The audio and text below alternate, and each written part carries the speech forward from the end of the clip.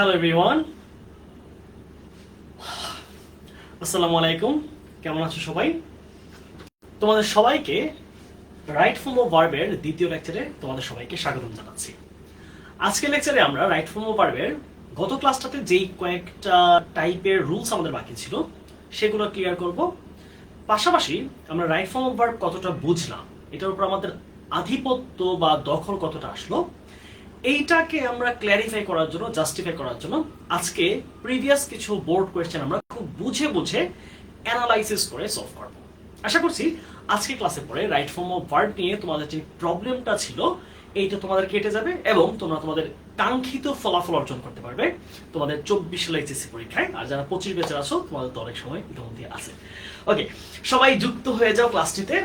আমি একটু মেনশন করে দিয়েছি সবাইকে, তোমরা তোমাদের এক দুইজন ফ্রেন্ডকে একটু মেনশন করো। হ্যাঁ, তাহলে আমরা ক্লাসে শুরু করে দিব। আমরা আর সময় নিব না, আমরা দ্রুততম সময় ক্লাসে শুরু করব। ভালো আছেন স্যার? হ্যাঁ ভালো আছি। তোমাদের কি অবস্থা? তোমরা কেমন আছো সবাই একটু জানাও তো ভাইকে। ওয়ালাইকুম আসসালাম। ওয়ালাইকুম আসসালাম। তোমাদের কি অবস্থা, কেমন আছো তোমরা সবাই? আর সাউন্ড ক্লিয়ার আছে একটু জানাও তো, সাউন্ড এবং বোর্ড ক্লিয়ার কিনা। সাউন্ড বোর্ড যদি দুইটাই ক্লিয়ার থাকে তাহলে আমাদের আর চিন্তা করার কিছু নাই, আমরা ক্লাস শুরু করে দিব। ঠিক আছে, আশা করছি ক্লিয়ার, দুইটাই ক্লিয়ার আছে, রাইট? কেমন আছেন স্যার? হ্যাঁ ভালো আছি। তোমাদের কি অবস্থা?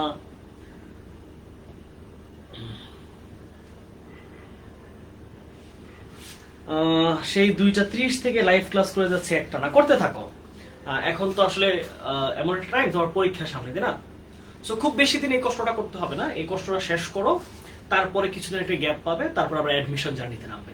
সো আসলে কষ্ট করা ছাড়া জীবনে খুব ভালো কিছু করা সম্ভব না। ওকে, আমরা শুরু করি আজকে লেকচার। আমরা গতকাল টাইপ 7 পর্যন্ত শেষ করেছিলাম। আজকে আমরা 8 নাম্বার যে রুলসটি আছে বা টাইপটা আছে ওইটা দিয়ে শুরু করছি। খেয়াল করো, 8 নাম্বার টাইপে আমরা প্রিপোজিশন নিয়ে কথা বলবো। অর্থাৎ যদি কখনো খেয়াল করি আমরা ঠিক প্রিপোজিশনের পরপরই একটা ভার্ব আছে, সেই ক্ষেত্রে ভার্বের ফর্মটা আসলে কি রকম হবে, সেক্ষেত্রে ভার্বটাকে দেখতে কেমন হবে বা তার রূপটার কেমন চেঞ্জ হবে। ভার্বের ফরম্যাটগুলো জানার জন্য আমরা মোটামুটি 3টা স্ট্রাকচার মনে রাখবো। এই 3টা স্ট্রাকচার ব্যবহার করে we can solve all the questions related to verb and preposition. খেয়াল করি কোন 3টা স্ট্রাকচার। এক নাম্বার হচ্ছে টু প্রিপোজিশন। হ্যাঁ, টু প্রিপোজিশনের যে স্ট্রাকচারটা আছে সেটা আমরা মনে রাখবো। আমরা জানি যে টু কে আমরা বলে থাকি কি ইনফিনিটিভ, রাইট? তারপরে হইতেছে টু এর পরে যদি কোনো একটা ভার্ব থাকে তাহলে ওইটার কোনো রকম চেঞ্জ হবে না, এটা বেস ফর্মে থাকবে। এটা হচ্ছে প্রথম কথা। কি, টু এর পরে টু প্রিপোজিশনটা এর সাথে কিছুই যুক্ত নাই, শুধু টু এর পরে যদি একটা ভার্ব আসে তাহলে তুমি চোখ বন্ধ করে ওই জায়গাটার মধ্যে ভার্বের বেস ফর্মটা দিবা, এস, ইএস, আইএনজি কিছুই যুক্ত হবে না। তাহলে প্রথম কি পাচ্ছি আমরা, টু এর সাথে কি হচ্ছে, টু এর পরে হবে ভার্বের বেস ফর্ম। এটা গেল আমাদের প্রথম সূত্র। 2 নাম্বার খেয়াল করো, 2 নাম্বার হচ্ছে টু ছাড়া যে অন্যান্য প্রিপোজিশন আছে, for, in, on, without, by, with, এরকম বাকি যত প্রিপোজিশন আছে তাদের পরে ভার্ব আসলে সেটা হবে আইএনজি ফর্মে। তাহলে অন্যান্য প্রিপোজিশন, তাহলে আমরা লিখছি কি অন্যান্য প্রিপোজিশন যদি থাকে তার ঠিক পরে যদি ভার্বটা আসে সেটা কি রূপে হবে, আইএনজি রূপে হবে। ওকে, তাহলে দুইটা ক্লিয়ার। আমরা টু থাকলে ভার্বের বেস ফর্ম আর অন্যান্য যে কোনো প্রিপোজিশন, তাহলে তার ঠিক সাথে যদি ভার্বটা আসে সেটা আইএনজি ফর্মে হবে। তবে এইখানে একটা লক্ষণীয় জিনিস খেয়াল করো যে যদি আমাদের এই ভার্বটা টু যদি তার সাথে যদি টু একটা প্রিপোজিশন না হয়, যদি সেটা প্রিপোজিশনাল ফ্রেজ হয়। প্রিপোজিশনাল ফ্রেজ জিনিসটা আবার কি একটু খেয়াল করো। যেমন ধরো প্রিপোজিশনাল ফ্রেজ কাদেরকে বলে, ধরো with a view to, with a view to, অথবা look forward to, look forward, অথবা অ্যাকাস্টম টু।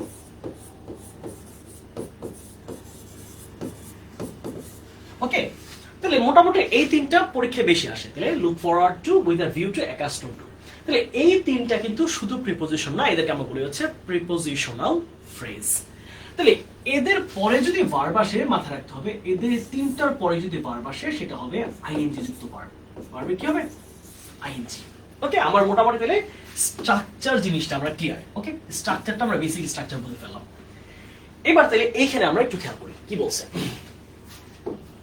তাহলে দেখো তো এখানে কি আছে প্রথম সেন্টেন্সটা, the drivers are in the habit of. দেখো এই অফের সাথে কিন্তু with a view to, look forward to, accustom to কোনোটাই নাই। তার মানে এইখানে অফের পরে কি হচ্ছে, ভায়োলেটের সাথে আইএনজি হবে। তাহলে এই যে অন্যান্য প্রিপোজিশন, তাহলে কি পাচ্ছি আমরা? ভায়োলেটিং। ওকে, আচ্ছা। 2 নম্বর আসি, traffic rules must be maintained strictly. Traffic নিয়ম খুব কঠোরভাবে মানতে হবে উইথ আ ভিউ টু। তাহলে এটা কি হবে অ্যান্সার?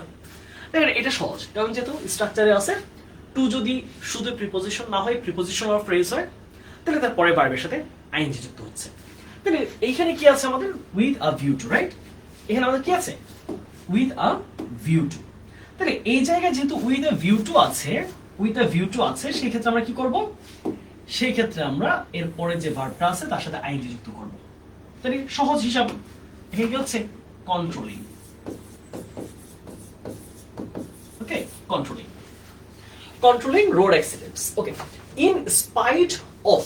তাহলে অফ দেখো সাধারণ জিনিস। তাহলে অফ কি আমাদের? অফ হচ্ছে আমাদের টু ছাড়া অন্যান্য প্রিপোজিশন। তাহলে সাধারণ নিয়ম, অফের পরে ভার্বের সাথে আইএনজি। তাহলে এখানে ভার্ব হিসেবে কি আছে? বি। তাহলে বি এর সাথে আইএনজি যুক্ত হলে কি হচ্ছে? বি।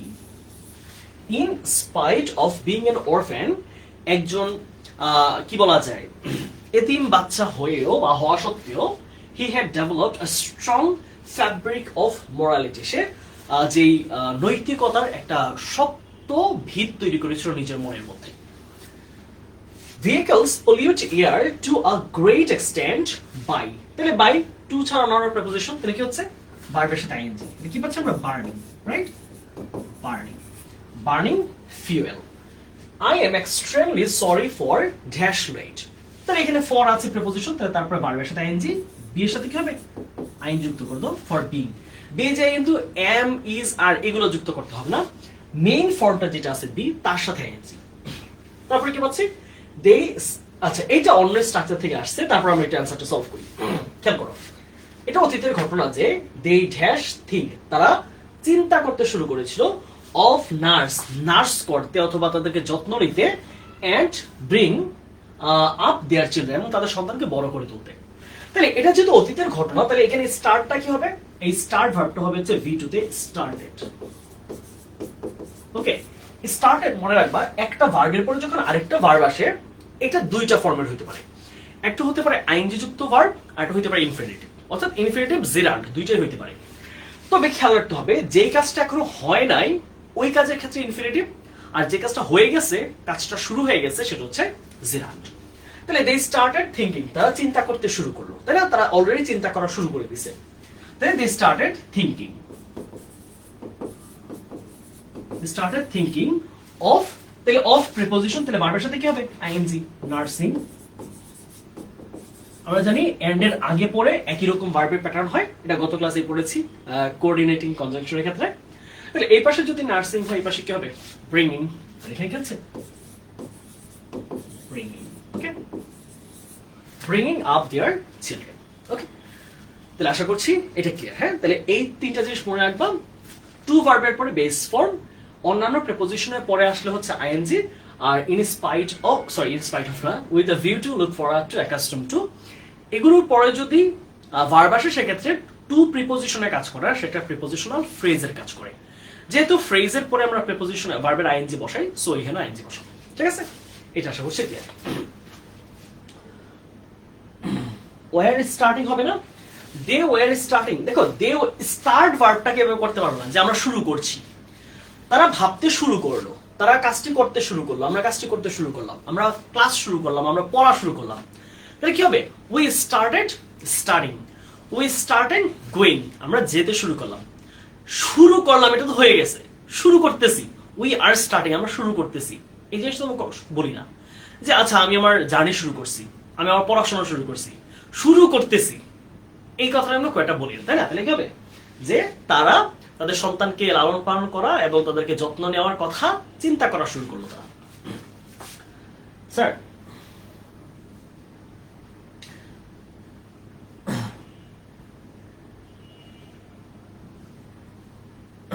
ওকে, তাহলে এইটুকু ক্লিয়ার সবার? ভাইকে একটু জানাও তো দেখি আমরা এই প্রিপোজিশনের সবগুলো স্ট্রাকচার বুঝলাম কিনা এবং পরীক্ষায় আসলে আমরা সলভ করতে পারবো কিনা। ভাইকে একটু জানাও তোমাকে যে প্রিপোজিশন দিয়ে যত ধরনের প্রবলেম আমাদের আসতে পারে আমরা সেগুলোকে বুঝে বুঝে সলভ করতে পারবো কিনা। Clear, right? Easy easy, right, easy, easy, good. আচ্ছা, আসে বলো 9 নম্বর স্ট্রাকচার কি আছে? Gerund and infinitive. খুবই মজার, খুবই কমপ্লিকেটেড একটা টার্ম তোমরা শুনে থাকবা। একটা হচ্ছে জিরান্ড আর হচ্ছে ইনফিনিটিভ। খেয়াল করো জিরান্ড কখন হয় বা কি হয়, ইনফিনিটিভ কখন হয় বা কি হয়, খেয়াল করো। এখানে একটা সহজ টার্ম মনে রাখো জিরান্ড আর ইনফিনিটিভ চিনার জন্য। আমরা যদি সহজে, একেবারে সহজে যদি লিখি, যেমন জিরান্ডটার গঠন কিরকম? জিরান্ড হচ্ছে, জিরান্ডের গঠনটা হচ্ছে ভার্বের সাথে আইএনজি যুক্ত হয়ে সেটা নাউনের কাজ করবে। সাধারণত নাউনের কাজ করবে। সে একটা অ্যাডজেক্টিভের মতো কখনো কোনো কাজ করতে পারে, তবে সাধারণত ভার্বের সাথে আইএনজি হয়ে সেটা যদি নাউনের কাজ করে সেটা একটা জিরান্ড। আর আরেকটা কথা মনে রাখো, এটা বাংলা অর্থ দিবে হচ্ছে করিয়া, গিয়া, খেলিয়া, এরকম, ঠিক আছে? অর্থাৎ একটা কাজ করে আরেকটা কাজ। এমন বলতে পারি কি, completing the class will start our physics lecture. ক্লাসটা শেষ করে আমরা ফিজিক্স লেকচার শুরু করব। অথবা বলতে পারি যে কমপ্লিটিং দ্য ক্লাস অথবা finishing the class we will have our dinner. ক্লাসটা শেষ করে আমরা আমাদের খাবার খাবো। তাহলে শেষ করিয়া, ক্লাসটা শেষ করে অথবা শেষ করিয়া।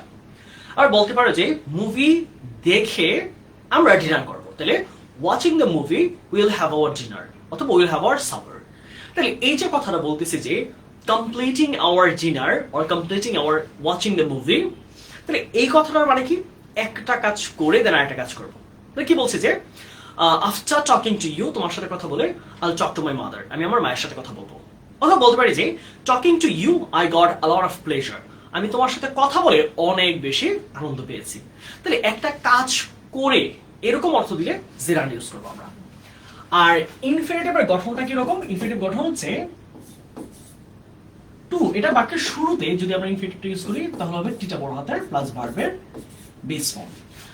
এইটাকে আমরা বলে থাকি ইনফিনিটিভ। ওকে, ইনফিনিটিভ। আচ্ছা, এইটাও অনেক সময় নাউনের মতো কাজ করতে পারে, নাউনের মতো কাজ করতে পারে, তবে অন্যান্য ক্ষেত্রে বসতে পারে। তবে সাধারণত কাজ করে কি, এইটাও নাউনের মতো কাজ করে, তবে এটার বাংলাটা সাধারণত হয় হচ্ছে করতে, করতে, যেতে, খেতে, এরকম, খেলতে, এরকম মিনিং দিবে। ঠিক আছে, খেলতে। তাহলে আমরা বাংলা সেন্টেন্সটা যদি একটু চিন্তা করি তাহলে বুঝতে পারবো যে কিরকম হতে পারে। এই সেন্টেন্সগুলো আমি একটু অ্যানালাইসিস করি। দেখো, বলছে যে call her son, she told her son to give her a glass of water and felt asleep again. আচ্ছা, তাহলে এটার বাংলাটা যদি কি দাঁড়ায়, ওই যে তোমার মনে আছে একটা মা সন্তানকে বলছিল যে আমাকে পানি পিপাসা পাইছে, ওই যে ডিভোশন অফ বায়োজিৎ, তাই না, টু হিজ মাদার। তাহলে Bayazid devotion to his mother. এখন বলেছে যে তার ছেলেকে ডেকে নাকি তার ছেলেকে ডাকতে, বাংলাটা ধরার চেষ্টা করো। যদি হয় তার ছেলেকে ডেকে সে তার ছেলেকে কিছু বললো, পানি দিতে বললো এবং ঘুমিয়ে পড়লো, তাই হবে জিরান্ডের অ্যান্সার দিবা। আর যদি বাংলাটা তোমার কাছে মনে হয় এরকম যে ছেলেকে ডাকতে তিনি পানি দিতে বললেন এবং তারপর আবার ঘুমিয়ে গেলেন, কোনটা মনে হচ্ছে তোমার কাছে? কোন জিনিসটা মনে হচ্ছে যে এখানে জিরান্ড হতে পারে নাকি ইনফিনিটিভ হতে পারে? বলো, ভাবো, অ্যান্সার দাও। হ্যাঁ, চেষ্টা করো, try to think, try to use your brain.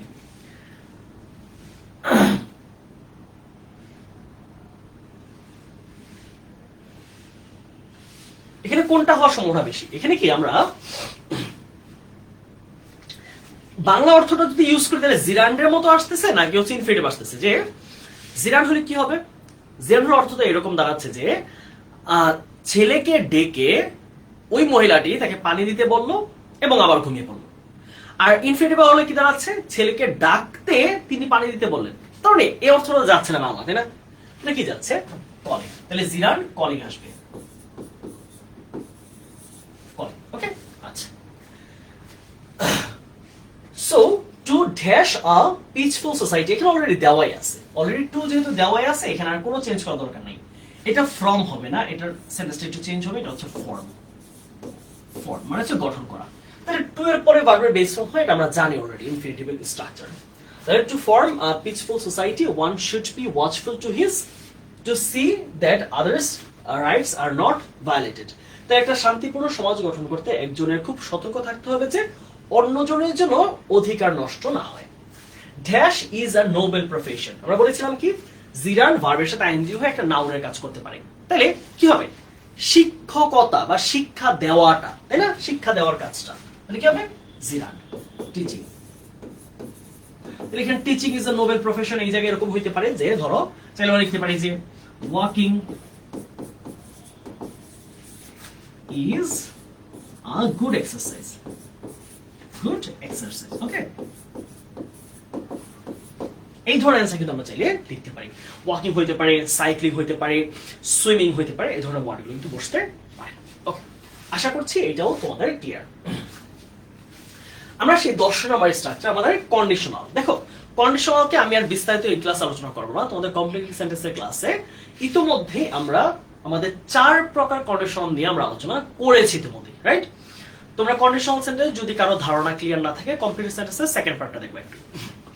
আমরা ইতোমধ্যে কন্ডিশনাল পড়িয়েছি, তাই একই জিনিসকে আমরা এক্সাজারেট করার কোনো প্রয়োজন নাই। আমরা একটু সলভ করি জিনিসটাকে। The members of a family remain anxious if someone dash in a bus. আচ্ছা, বলেছে একটা পরিবারের সব সদস্যরাই খুব চিন্তায় থাকে, খুব কষ্টে থাকে, খুব উদ্বিগ্ন থাকে যদি পরিবারের একজন বাসে চড়ে। ওকে, অর্থাৎ বাংলাদেশে যে রোড অ্যাক্সিডেন্টটা এত বেশি পরিমাণ যে কেউ যদি বাসে চড়ে কোথাও দূরে যায় তাহলে পরিবার সবাই খুবই উদ্বিগ্ন থাকে। এখন খেয়াল করো আমাদের ইফ ক্লজটা কি হবে সেটা কিন্তু আমার এখানে অলরেডি একটা হিন্টস দেওয়া আছে। সেটা কি, all the members of a family remain মানে কি, এটা হচ্ছে V1s, রাইট, প্রেজেন্টিভ, অর্থাৎ প্রেজেন্ট ইনডেফিনিট। আচ্ছা, আমাদের কোন কন্ডিশনে আমাদের ফিউচার মানে যে কজের যে ইফেক্টটা থাকে, ফলাফলটা থাকে, ওইটা প্রেজেন্ট হইতে পারে। এটা হচ্ছে জিরো কন্ডিশন। জিরো কন্ডিশন অর্থাৎ উভয় পাশে প্রেজেন্ট টেন্স, দুইটা যখন সত্য কথা বোঝায়, একদম বাস্তব কথা বোঝায়, তখন আমরা উভয় পাশে সেম টেন্স রাখি, প্রেজেন্ট ইনডিফিনিট, সেটাকে আমরা বলে হচ্ছে জিরো কন্ডিশন। তাহলে এই পাশে যদি প্রেজেন্ট আছে, এই পাশে প্রেজেন্ট দেওয়া ছাড়া কোনো উপায় নাই। তবে মাথায় রাখতে হবে এই সামওয়ান যে সাবজেক্ট আছে সেটা কিন্তু থার্ড পারসন সিঙ্গুলার। তাহলে কি হবে, ট্রাভেলের সাথে travels. Okay, travels in a bus. তারপর আসি, road accidents can be dash if the drivers drive their vehicles carefully. তাহলে রোড অ্যাক্সিডেন্ট কমানো যেতে পারে, লেসন মানে হচ্ছে কমানো। সেন্টেন্সটার গঠনটা খেয়াল করো, এখানে এই যে আমাদের রোড অ্যাক্সিডেন্টটা আছে এই সাবজেক্টটা, সে কিন্তু নিজেকে নিজে কমায় না, তার মানে এখানে যে সাবজেক্টটা আছে সে ভার্বে কাজ করতেছে না। দ্যাট মিন্স এটা অ্যাক্টিভ ফরম্যাটে নাই, একদম ইজি কনসেপ্ট। তাইলে এইটা যদি প্যাসিভে থাকে তাহলে কি হবে, V3 হবে অবভিয়াসলি। এরপরে আমার কোন কন্ডিশন আছে জানার কোনো প্রয়োজন নাই, কারণ আমার অলরেডি কন্ডিশনাল স্ট্রাকচার দেওয়া আছে, জাস্ট আমাকে ভার্বটা বসাইতে হবে। তাহলে ক্যান বি প্যাসিভে আছে, তাহলে কি হবে, লেজেন্ডের V3 কি হবে, লেজেন্ড। তাহলে রোড অ্যাক্সিডেন্ট কমানো যেতে পারে যদি ড্রাইভাররা সতর্কভাবে তাদের গাড়ি চালায়। If all the children of Bangladesh dash to school, the country dash rid of the curse of illiteracy. আচ্ছা, এই কথাকে আমরা দুই ভাবে চাইলে দুইটা টেন্সে লিখতে পারি।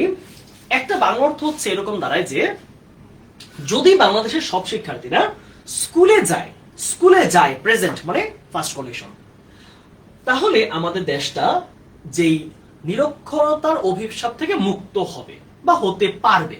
ওকে, অথবা অবশ্যই হবে।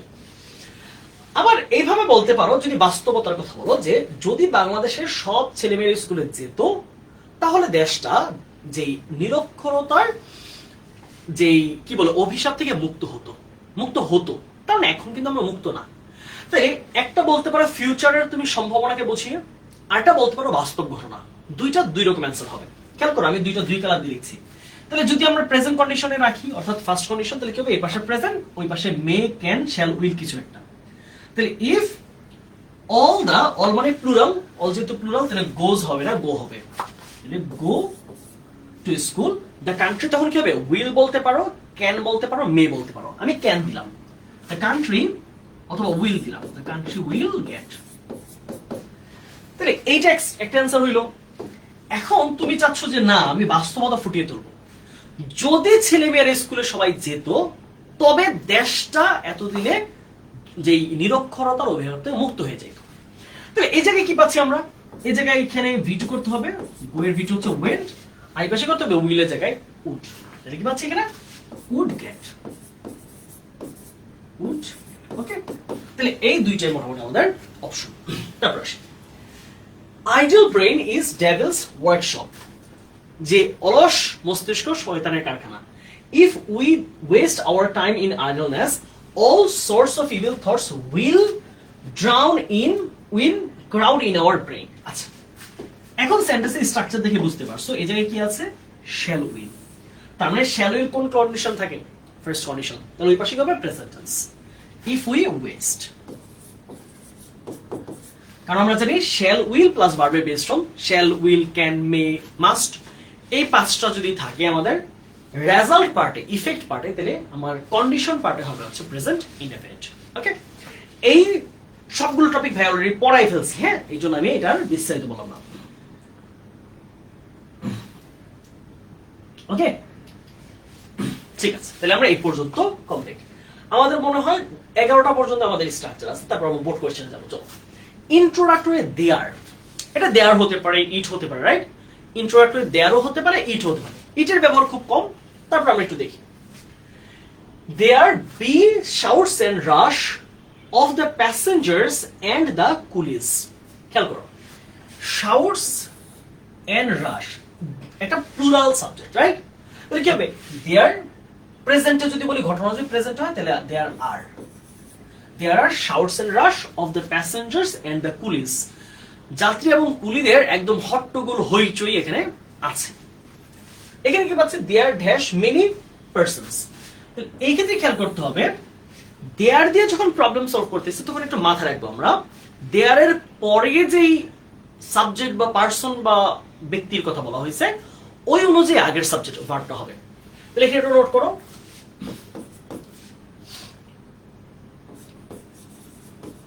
দেয়ার এর ক্ষেত্রে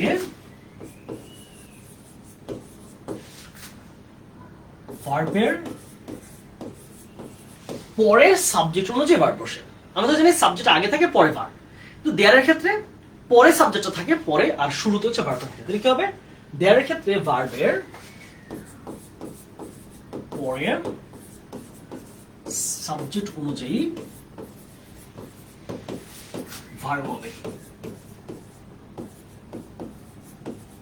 ওকে, ঠিক আছে। আচ্ছা, তাহলে কি হচ্ছে, যদি there dash many persons in the society and they have the same, তাহলে have মানে প্রেজেন্ট, তাহলে মানে প্রেজেন্ট রাখবা, they have the same right that one expect from one's society। তাহলে আমাদের সমাজে এমন অনেক মানুষ আছে যারা সেই স্বাধীনতা চায় যা প্রত্যেকটা মানুষ প্রত্যাশা করে। তাহলে যেহেতু এখানে many persons মানে প্লুরাল, তাহলে they are present শেষ। ওকে, রুলস মোটামুটি বেসিক জিনিসপত্র যা লাগে আমাদের রুলস পার্টটা আমরা ক্লিয়ার করলাম। তাহলে একটু জানাও তো আমাকে যে রুলস পার্টের আমরা 11টা টাইপ, আমরা 11টা বুঝলাম কিনা? হ্যাঁ, 11 টাইপের পরেও আমি ডানে বাই অনেক কথা বলি ক্লাসের মধ্যে, সেগুলো তোমাদের বেসিক স্ট্রং করতে হেল্প করবে। আমি প্র্যাকটিস পার্টে গেলে আরো অনেক আলোচনা আসবে, অ্যাক্টিভ প্যাসিভ অনেক আলোচনা আসবে, সেইটা আমরা এখন আবার সলভ করব। ওকে, এই পর্যন্ত সবার ক্লিয়ার?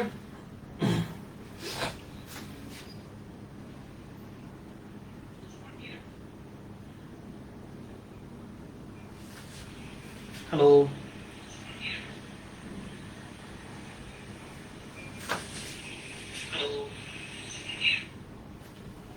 ওকে, চলো যদি আমাদের টাইপ গুলো শেষ হয় আমরা একটু বোর্ড কোয়েশ্চেন প্র্যাকটিস করি। চলো, প্রথম কোয়েশ্চেনটা নিয়েছি, একই কোয়েশ্চেন রিপিট হয়, কিন্তু আমি বারবারই বলছি তোমাদের এইচএসসি এর প্রতিটা টপিক রিপিট হয়, প্রত্যেকটা টপিক।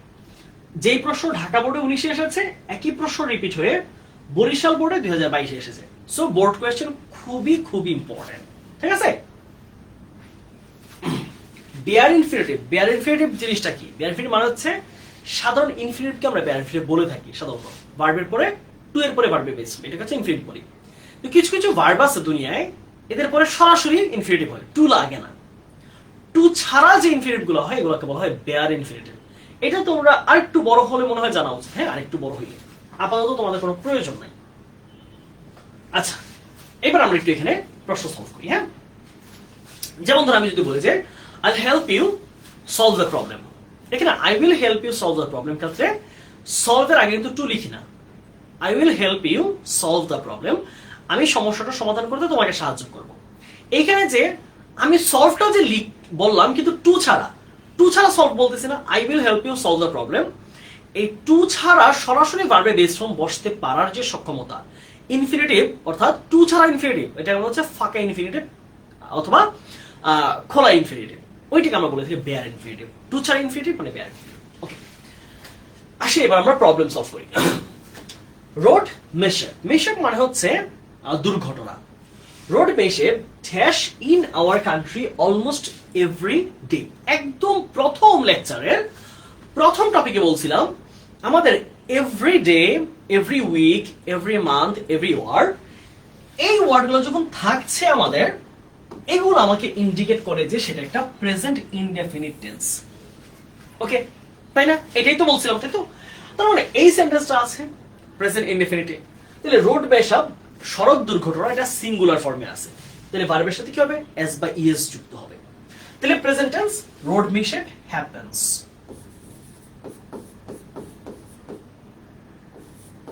Happens, okay? তাহলে সড়ক দুর্ঘটনা ঘটে ইন আওয়ার কান্ট্রি, আমাদের দেশে, অলমোস্ট এভরি ডে, প্রায় প্রত্যেকটা দিন।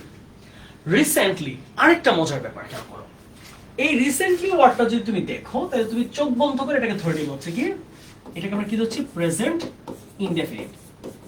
রিসেন্টলি যদি দেখো তাহলে সেটা ধরবো হচ্ছে প্রেজেন্ট পারফেক্ট। ওকে, রিসেন্টলি দেখলে কি ধরবে? Present perfect. তাহলে রিসেন্টলি ইট হচ্ছে থার্ড পারসন সিঙ্গুলার, কি হবে? রাইজ না হয় it has Ryzen, it has risen, it has risen to an alarming rate, এটা একটা খুব কি বলা যায়, একটা অত্যন্ত অসহনীয় মাত্রায় উঠে গেছে। রোড অ্যাক্সিডেন্টটা এই মুহূর্তে সম্প্রতি অসহনীয় মাত্রায় উঠে গেছে, এটা মারাত্মক লেভেলে চলে গেছে।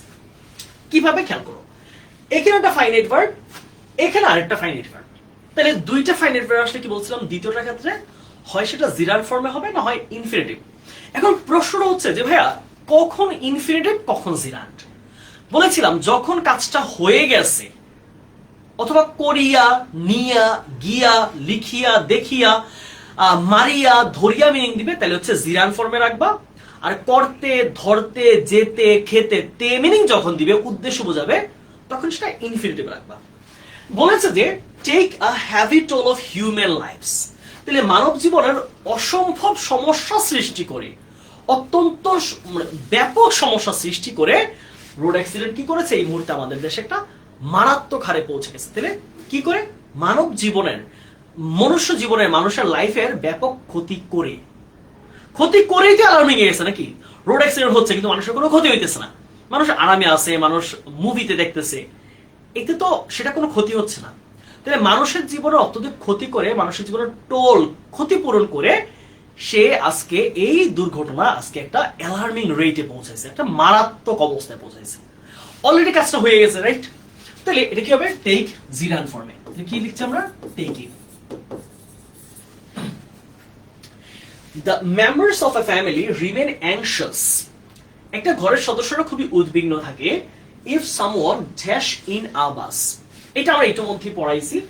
আমরা জানি যে যদি আমাদের ইফেক্ট পার্টে যদি প্রেজেন্ট থাকে, যদি প্রেজেন্ট ইনডেফিনিট থাকে, তবে অবশ্যই আমার কন্ডিশনে প্রেজেন্টই থাকতে হবে, এটাকে আমরা বলছি জিরো কন্ডিশন।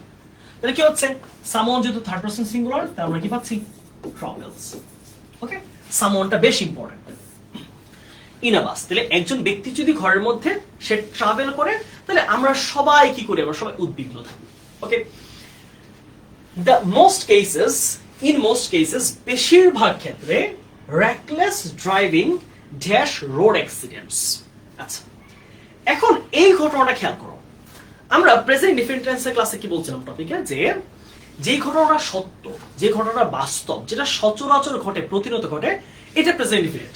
তাহলে ইন মোস্ট কেসেস বেশিরভাগ ক্ষেত্রে রেকলেস ড্রাইভিং, এটা কিন্তু আনকাউন্টেবল জিনিস। ড্রাইভিং কিন্তু গণনা করা যায় না। তাহলে uncountable noun always third person singular, গত ক্লাসে বলছিলাম। তাহলে reckless driving cause road accident, তাহলে বেশিরভাগ ক্ষেত্রেই অনিয়ন্ত্রিত গাড়ি চালানো কি করে, রোড অ্যাক্সিডেন্ট ঘটায়। তাহলে যেহেতু প্রেজেন্ট টেন্স, তাহলে কি হবে, causes. The drivers are in the habit of এর পরে ভার্বের সাথে ing, violating.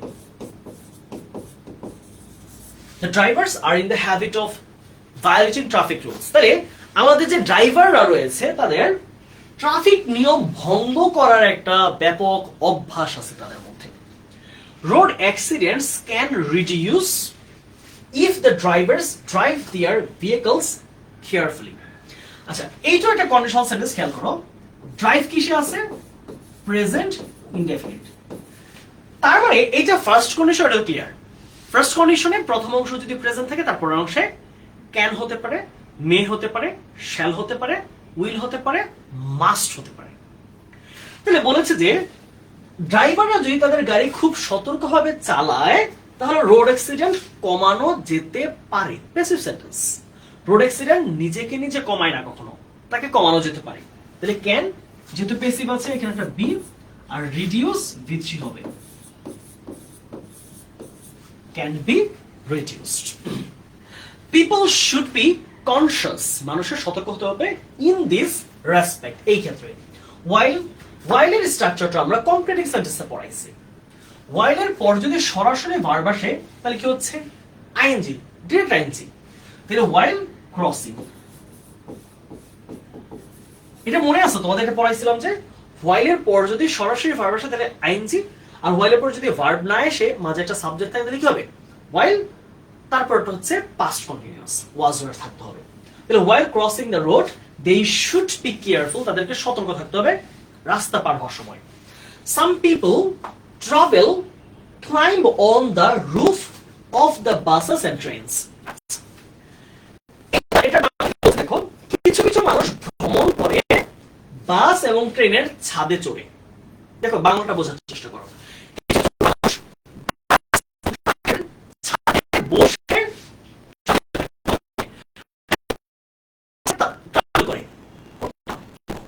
যদি বাসে বসে তারপর ট্রাভেলটা করে, এটা বোঝায় বাসের ছাদে বসে। বাসের ছাদে হয়েছে না, এখন নিয়ন্ত্রণ বন্ধ করছে সরকারি ভাবে, কিন্তু আজ থেকে